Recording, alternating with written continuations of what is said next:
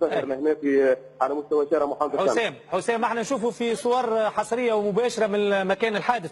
حسام بربي يعني الحديث هناك قرب منطقه العمليه. انا برا كنت سالت عباد، ثم شكون اللي سمع صوت نتاع الانفجار قال لي حتى في وهو موجود في الباساج، معناها بقرب محطه المترو في الباساج، ثم معناها وهذه انه الانفجار كان كبير. منذ قليل معناها كنت حكيت مع مصور كان موجود لهنا، حسب اقواله معناها يقول انه خلص من معناها من الناس الاولى ما قبل ما توصل التعزيزات الامنيه. قال لي شفت معناها بعض الامنيين معناها ابقى معي حسام. معي وليد اللوقيني الناطق الرسمي باسم وزاره الداخليه. سي وليد مرحبا بك. مرحبا بك برهان. سي وليد شنو اعطينا بالضبط واعطي للراي العام ايش حصل بالضبط؟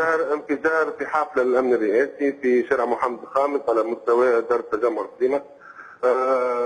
اللي صار انه النتيجه الاوليه انه 11 قتيل 11 قتيل حتى الان. وقداش جرحى؟ طبيعه الانفجار عدد من الجرحى مثل ما عنديش المعطيات الكافيه. ايوه. وجاري توا تحديد الانفجار هذا وان شاء الله نمدكم به الله العافيه. سي وليد يعني الى حدود الان الى حدود اللحظه المصالح الامنيه ما عندهاش حسم في حكايه الانفجار شنو اسبابه؟